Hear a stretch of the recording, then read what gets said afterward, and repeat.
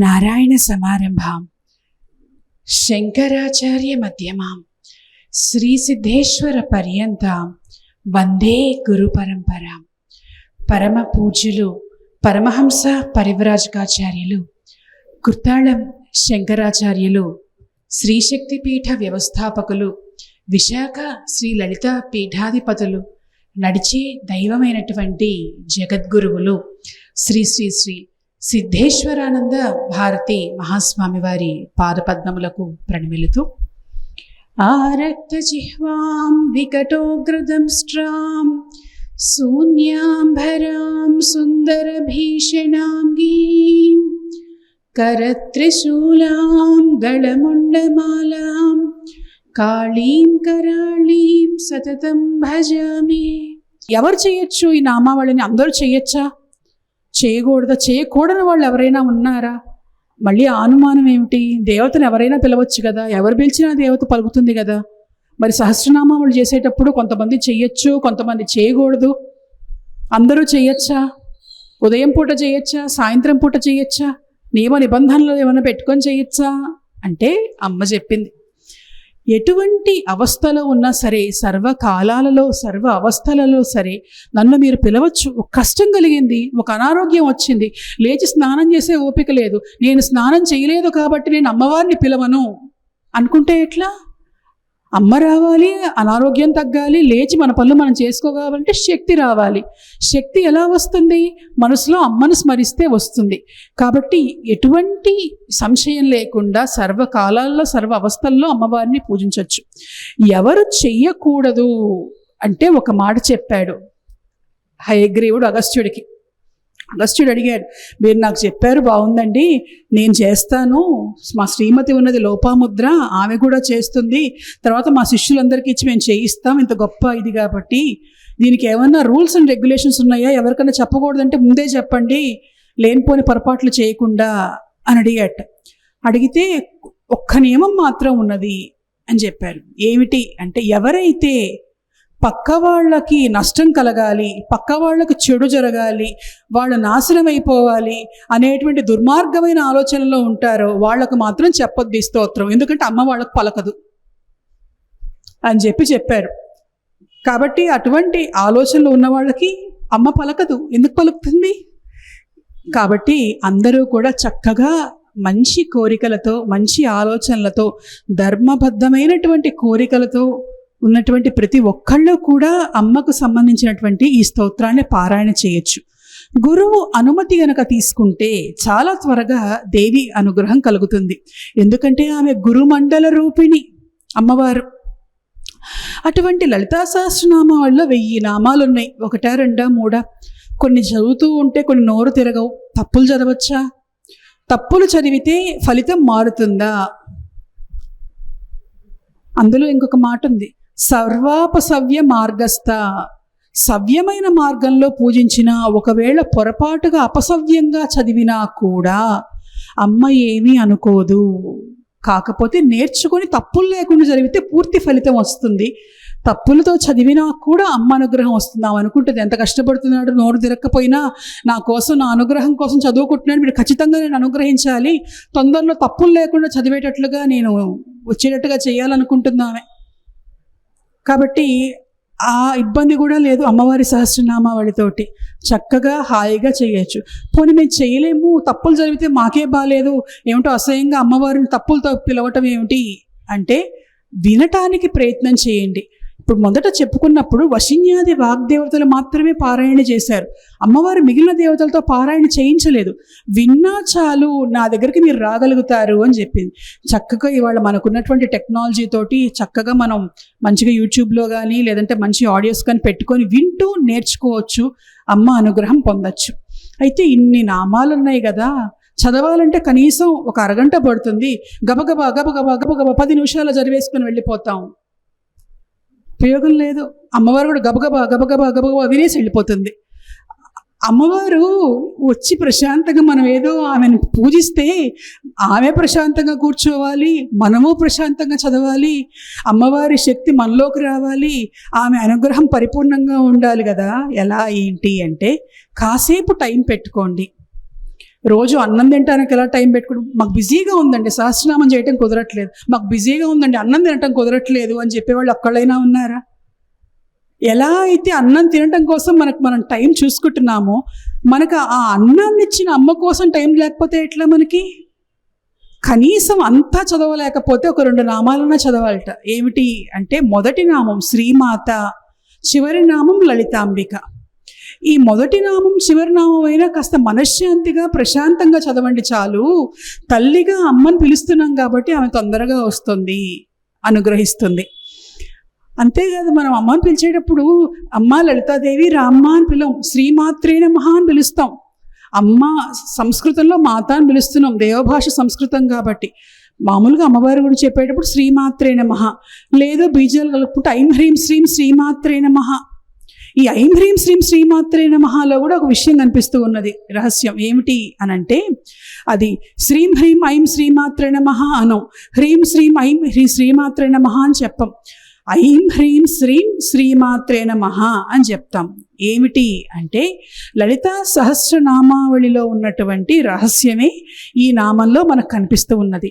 సచామర రమావాణి సవ్య దక్షిణ సేవిత అన్న నామం చూడండి. అందులో లలితాదేవిని సరస్వతీదేవి, వాణి, రమ, లక్ష్మీదేవి సేవిస్తున్నారు. ఎలా సేవిస్తున్నారు అంటే, అమ్మవారి కుడివైపున సరస్వతీదేవి, ఎడమవైపున లక్ష్మీదేవి సేవిస్తూ ఉన్నారు. మనం గనక అమ్మవారి ఎదుటగా నుంచొని అమ్మవారిని సేవిస్తున్నటువంటి సరస్వతీదేవిని, లక్ష్మీదేవిని చూస్తే, ఇటు సరస్వతి, మధ్యలో లలితాదేవి, ఇటు పక్క లక్ష్మీదేవి కనిపిస్తుంది. సరస్వతీదేవి మూల బీజం ఏమిటి అంటే ఐం, లలితాదేవి బీజం హ్రీం, లక్ష్మీదేవి బీజం శ్రీం. ఐం హ్రీం శ్రీం ఈ 3 కనుక చదివితే, మామూలుగా చెప్తారు లక్ష్మి ఉన్న చోట సరస్వతి ఉండదు, సరస్వతి ఉన్న చోట లక్ష్మి ఉండదు, వాళ్ళిద్దరికీ పడదు. వాళ్ళిద్దరూ ఒకే చోట ఉండాలంటే ఎలా అంటే, మన దగ్గర లలితాదేవి ఉంటే చాలు, ఆమె దగ్గరికి వాళ్ళందరూ వస్తారు, ఆమెను సేవిస్తూ ఉంటారు. అటువంటి దివ్యమైనటువంటి దేవి. మరి ఆ దేవిని పగలు పూజించాలా, రాత్రి పూజించాలా? ఎప్పుడు పూజిస్తే ఎక్కువ ఫలితం వస్తుంది? ముఖ్యంగా మనం నవరాత్రులు చూస్తే అన్ని నవరాత్రులని అంటున్నారు తప్ప ఎక్కడ పగళ్ళు చేయటం కనిపించట్లేదు. కానీ నవరాత్రి సమయంలో మనం పగటిపూట కూడా అమ్మను ఆరాధన చేస్తాం. అయితే పగలు ఆమె, రాత్రి ఆమె. భానుమండల మధ్యస్థ భైరవి భగమాలిని అని చెప్పినట్టుగా, భగమాలిని అయినటువంటి ఆ భైరవి భానుమండలంలో, సూర్యమండలంలో ఉన్నటువంటి దేవి ఆమె. ఆ సూర్యకిరణాలు ఏవైతే ఈ సమస్తమైనటువంటి ప్రపంచానికి కూడా జీవశక్తిని ఇస్తున్నదో, ఆ స్వరూపం అమ్మవారే కాబట్టి చక్కగా సూర్యకిరణాలు పడే చోట కూర్చొని అమ్మవారి నామం పగటిపూట చేసుకోవచ్చు. రాత్రిపూట చెయ్యొచ్చా అంటే, అమ్మవారికి ఒక పేరున్నది, షోడసి అని అన్నారు. ఎందుకన్నారు షోడసి అని అంటే, దానికి 3 అర్థాలు చెప్పారు ప్రధానమైనటువంటివి. అమ్మవారు ఎప్పుడూ కూడా 16 సంవత్సరాల వయసుతో ప్రకాశిస్తూ ఉంటుందిట. అత్యంత సుందర స్వరూపమైనటువంటి దేవి. ఆ దేవి 16 సంవత్సరాల ప్రాయంలో ప్రకాశిస్తూ ఉంటుంది కాబట్టి అమ్మవారిని షోడసి అని అన్నారు. అంతేకాదు, శ్రీ విద్యలో 16 అక్షరాలు ఉన్నటువంటి షోడశాక్షరి మంత్రానికి అధిదేవత అమ్మవారు, అందుకని షోడసి అని అన్నారు. అసలు ఇంకొక అర్థం ఉన్నది, రాత్రి దేవతకు సంబంధించినటువంటి అర్థం. 16 చంద్ర కళలతోటి ప్రకాశించేటువంటి దేవి కాబట్టి అమ్మవారిని మనం షోడసి అని చెప్పాం. మరి 16 చంద్రకళలు అంటున్నారు, మనకు 15 తిథులే కదా కనిపించేది. పాడ్యమి నుంచి పూర్ణిమ చూసుకున్నా, మళ్ళీ అమావాస్య వరకు చూసుకున్నా 15 కదా కనిపించేది. ఈ 16వది ఏమిటి అంటే, మానవులకి 15 తిథులు మాత్రమే కనిపిస్తాయి, 16వ కళ పూర్ణిమ నాడు. అందుకనే పూర్ణిమ పూజకు అంత శక్తి ఉన్నది, అమ్మవారి పూర్ణిమ పూజకి. అమ్మవారు ఒక కళతో ప్రకాశిస్తూ ఉంటుంది. వీటిల్లో కార్తీక పూర్ణిమ నాడు వచ్చేటువంటి 16వ కళను అమృత కళ అని అంటారు. ఆ రోజు చంద్ర స్వరూపాన్ని దేవిగా భావిస్తూ ఎవరైతే ఆ వెన్నెల వెలుగులలో ఒక లలితా సహస్రనామ పారాయణ చేసినా, అమ్మ మంత్రం చేసినా, పూజ చేసినా సరే, చాలా తొందరగా వెన్నెల వెలుగు ద్వారా అమ్మవారు మనకి శక్తిని అందిస్తుంది. లేదు మేము పగటిపూట చేస్తాము, మాకు పరాక్రమం కావాలి, ఆరోగ్యం కావాలి అంటే చక్కగా ఒక రాగి పాత్రలో నీళ్లు పోసి అందులో సూర్య ప్రతిబింబాన్ని చూస్తూ దేవి పూజ గనక చేసుకుంటే, ఆ నీళ్లను తీర్థంగా తీసుకుంటే చాలా త్వరగా అమ్మ అనుగ్రహం వస్తుంది. అంటే సూర్యుడు ఆమె, చంద్రుడు ఆమె. ఆరోగ్యాన్ని ఇచ్చేది, పరాక్రమాన్ని ఇచ్చేది, మనశ్శాంతినిచ్చేది, ధనాన్ని ఇచ్చేది, అన్ని లక్షణాలు కలిగినటువంటి దేవతగా అమ్మవారి గురించి చెప్పారు. అందులో మొదటి నామం మనం చెప్పుకుంటున్నాం, శ్రీమాత అని చెప్పి. ఏమిటి శ్రీమాత? గొప్ప తల్లి. శ్రీమాత శ్రీదేవికి తల్లి ఆమె, దాంతోపాటుగా గొప్ప తల్లి. మామూలుగా మనం స్త్రీ అనేటువంటిది గౌరవ సూచకంగా వాడతాం. ఎవరైనా సరే జనాలు ఉన్నప్పుడు వాళ్ళల్లో గౌరవ స్థానంలో ఉన్నటువంటి వాళ్ళకు ముందర స్త్రీ అనేది చేరుస్తాం. అయితే ఈ దేవతను కనుక చూస్తే అమ్మవారిని శ్రీమాత, గొప్పదైనటువంటి తల్లి మాత్రమే కాదు, తల్లులందరిలో కూడా ఆమె గొప్పది. అంతేకాదు ఆమెను శ్రీదేవి, స్త్రీ దేవతలందరిలో కూడా గొప్పదేవి.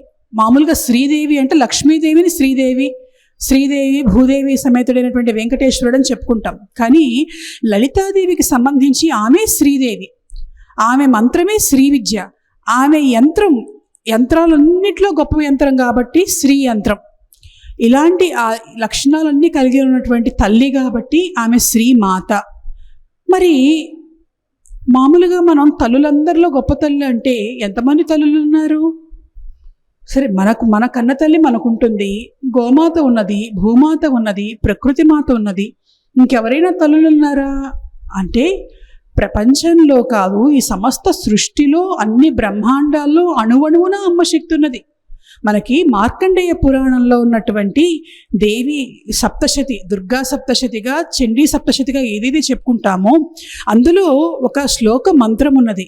ఏమిటి ఆ మంత్రం అంటే, యా దేవి సర్వభూతేషు మాతృరూపేణ సంస్థిత, నమస్తస్యై నమస్తస్యై నమస్తస్యై నమో నమః. అమ్మ మాతృశక్తితో అందరిలో ఉన్నది. అమ్మ లేనటువంటి చోటు ఏదీ లేదు. మామూలుగా మనం అమ్మ అనగానే అమ్మవారు జగన్మాత లలితాదేవి, ఆ తర్వాత త్రిమార్తలుగా త్రిమూర్తులతో అమ్మవారు ఉన్నది అని చెప్పుకుంటాం. త్రిమార్తలు అమ్మవారి యొక్క శక్తులే కానీ త్రిమూర్తులలో ఉన్నటువంటి మాతృశక్తులు కాదు. ఇదేమిటి? మళ్ళీ కొంచెం ఇక్కడ మనం గమనించాల్సింది ఏంటంటే, స్త్రీ రూపంలో ఇప్పుడు బ్రహ్మదేవుడు ఉన్నాడు, ఆయన భార్యగా సరస్వతీదేవి ఉన్నది, విష్ణుమూర్తి ఉన్నాడు, అమ్మవారు లక్ష్మీదేవి ఉన్నది, శివుడు ఉన్నాడు, పార్వతీదేవి ఉన్నది. వీళ్ళ భార్యలుగా ఉన్నారు. కానీ ఇక్కడ ఒక మాట, సర్వభూతేషు మాతృరూపేణ సంస్థిత. ఈ మాతృరూపం అందరిలో ఉన్నప్పుడు త్రిమూర్తుల్లో ఉన్నటువంటి మాతృరూపాలు వీళ్ళేనా అంటే కాదు. మాతృకా దేవతలు అని ఉన్నారు, పురుష రూపాలలో ఉన్నటువంటి స్త్రీ శక్తితో ఉంటారు. బ్రహ్మలో ఉన్నటువంటి దేవిని బ్రాహ్మి, విష్ణుమూర్తిలో ఉన్నటువంటి దేవి వైష్ణవి, మహేశ్వరుల్లో మాహేశ్వరి, కుమారస్వామిలో కౌమారి, వరాహస్వామిలో వారాహి. అలా అమ్మవారి గురించి చెప్పుకుంటూ నరసింహస్వామిలో నారసింహి, ఇంద్రుడిలో ఇంద్రాణి, ఇట్లా వివిధములైనటువంటి దేవతలు ఉన్నారు. వీళ్ళని మాతృకా దేవతలు అంటే మాతృశక్తి కలిగి పురుష దేవతల్లో నిక్షిప్తమై ఉన్నటువంటి వాళ్ళు.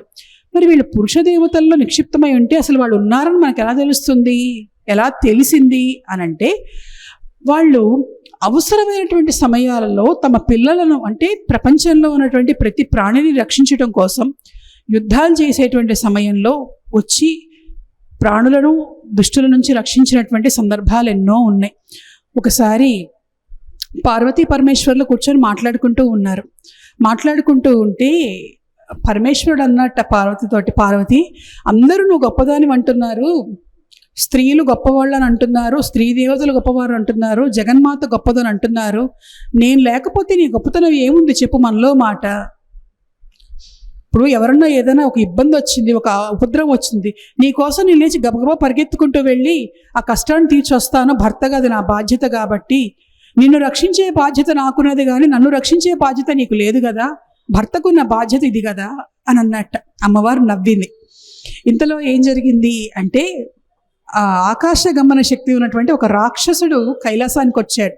అంధకాసురుడు అనేటువంటి రాక్షసుడు. అతడు పార్వతీదేవి పట్ల అనుచితంగా ప్రవర్తించిపోయాడు. స్వామి, నన్ను రక్షించడం మీ బాధ్యత, నన్ను రక్షించండి అన్నది అమ్మవారు. యుద్ధం చేస్తున్నాడు, అంధకాసురుడు మరణించాడు. యుద్ధం జరుగుతూ ఉన్నది, శివుడికి నీరసం వస్తున్నది. అన్నిటికంటే బాధ పార్వతీదేవి ముందు పరుగు పోతుంది. ఇందాకే ప్రగల్భాలు పలికాను, నేను రక్షించడం నా బాధ్యత అని. ఏమిటా అని చూస్తున్నాడు. చూసి పార్వతి, ఈ పరిస్థితి ఏదో నా చేయి దాటిపోయేటట్లుగా ఉంది, చూడు ఏం చేయాలో అన్నాడు. వెంటనే అమ్మవారు సమస్త దేవతలో ఉన్నటువంటి మాతృకా శక్తుల్ని పిలిచింది. బ్రాహ్మీదేవి వచ్చింది. ఆమె బ్రహ్మదేవుళ్లాగా 4 తలలు, హంసవాహనం, చేతిలో కమండలం పట్టుకొని వచ్చింది. అలాగే వైష్ణవిదేవి వచ్చింది, గరుత్మంతుడిని ఎక్కి శంకు చక్రాలను పట్టుకొని వచ్చింది. కౌమారి కుమారస్వామిలో నుంచి 6 ముఖములతో షణ్ముఖిగా వచ్చింది. శివుడిలో నుంచి శివాని మహేశ్వరి వచ్చింది అమ్మవారు, నంది వాహనాన్ని త్రిశూలాన్ని ధరించి. వాళ్ళందరూ కలిసి ఒక్క దెబ్బ వేశారు, ఆ రాక్షసుడు కాస్త చనిపోయాడు. తర్వాత మళ్ళీ వాళ్ళందరూ ఆయా దేవతల్లోకి వెళ్ళి కలిసిపోయారు. పరమేశ్వరుడు ఉన్నాడు, పార్వతి నువ్వు చెబితే నేను వింటాను కదా, మరీ ఇంత కఠినమైనటువంటి పరీక్ష అవసరమా అంటే ఎక్స్పీరియన్స్ అది బాగా పనిచేస్తుంది ఎవరికైనా, మానవులకైనా దేవతలకైనా సరే. ఏదున్నప్పటికీ కూడాను అటువంటి ఈ దేవి శ్రీమాత అయినటువంటి లలితాంబిక అమ్మవారికి సంబంధించినటువంటి కొన్ని విశేషాలు ఇవాళ చెప్పుకున్నాం. ఆ దేవి మనకి శంకరాచార్యుల వారు సౌందర్యలహరిలో చెప్పాడు. ఏమని? మొదటి స్తోత్రంలో మనకు కనిపిస్తుంది, శివశక్త్యాయుక్తో యది భవతి శక్తః ప్రభవితుం నచేదేవం దేవో నఖలు కుశలః స్పందితుమపి అతస్త్వాం ఆరాధ్యాం హరిహర విరించాధిభిరపి ప్రణంతుం స్తోత్రం వా కథమకృత పుణ్యః ప్రభవతి. శక్తి లేకపోతే శివుడు కూడా ఏమి చేయలేడు, ఆయన అశక్తుడవుతాడు. అటువంటి దేవిని త్రిమూర్తులు సైతం ఆరాధించారు. దేవిని శక్తిని ఆరాధించాలంటే పుణ్యము చేయనటువంటి వాడు అసమర్థుడు అని కనిపిస్తోంది. ఈ సౌందర్యలహరిలో ఉన్నటువంటి స్తోత్రాలన్నీ కూడాను లలితాదేవికి సంబంధించినటువంటి దివ్య సౌందర్యాన్ని వర్ణించేటువంటి స్తోత్రాలే. కానీ ఈ స్తోత్రంలో కనుక మనం చూస్తే ఆయన లలిత అన్న పేరు వాడకుండా శక్తి స్వరూపంగా శాక్తీయ ఆరాధనకు ఉన్నటువంటి విశిష్టత చెప్పారు. ఏమని చెప్పాడు అంటే, పుణ్యం చేయనటువంటి వాడు శక్తిని, శక్తి రూపాలను ఆరాధించటానికి అసమర్థులు. అంటే కేవలం పుణ్యాత్ములకు మాత్రమే, పుణ్యం చేసినటువంటి వాళ్లకు మాత్రమే అమ్మవారంటే ఆమె దేవత, ఆమెను ఆరాధించాలి, ఆమెను పూజించాలి అనేటువంటి ఒక ఇచ్ఛ, ఒక కోరిక కలుగుతుంది. పాపాత్ములకు అటువంటి కోరిక కలగదు. అయితే పుణ్యం అనేటువంటిది పూర్వజన్మలో చేసుకున్న పుణ్యం ఇప్పుడు మనకు వస్తున్నది. ఇప్పుడు చేసుకున్నటువంటి పుణ్యం మరో జన్మలో మనల్ని ముందుకు తీసుకువెళ్తుంది. అంటే మనం ఇప్పుడు లలితాదేవిని ఆరాధిస్తున్నామంటే పూర్వజన్మలో మనం ఆరాధించి ఆ పుణ్యం తెచ్చుకున్నాం. ఇప్పుడు అమ్మవారిని ఆరాధిస్తున్నాం కాబట్టి వచ్చే జన్మకు కూడా ఆ పుణ్యం వెళ్తుంది. అంటే అమ్మను ఆరాధించేటువంటి వాళ్ళు జన్మ జన్మలుగా ఆమె భక్తులుగానే పుట్టించేటట్లుగా చూస్తుంది. ప్రతి జన్మలోనూ కూడా ఆమె రక్షిస్తుంది. ఎందుకు అంటే ఆమె శ్రీమాత. అందుకనే ఇంకొక మాట చెప్పారు శంకరాచార్యుల వారు, కుపుత్రో జాయేత క్వచిదపి కుమాత న భవతి. చెడ్డ పుత్రుడు ఎక్కడైనా ఉండొచ్చేమో కానీ చెడ్డ తల్లి ఎక్కడా ఉండదు. అమ్మకు సరిగ్గా పూజ చేయకపోతే అమ్మ నెత్తి అణుస్తుంది, పూజలో లోపాలు వస్తే అమ్మవారు శిక్షిస్తుంది. ఇవేవి కూడా చెయ్యదు ఆమె. చెడ్డ తల్లి ఎక్కడా ఉండదు. అటువంటి తల్లులందరికీ కూడా తల్లి అమ్మలగన్నయమ్మ, ముగురమ్మల మూలపుటమ్మ ఎవరు అంటే జగన్మాత అయినటువంటి శ్రీమాత లలితాదేవి. అటువంటి దేవికి సంబంధించినటువంటి ఎన్నో విశేషాలు మనకున్నాయి. ఇవాళ కొన్ని చెప్పుకున్నాం, రేపు మరికొన్ని చెప్పుకుందాం. స్వస్తి.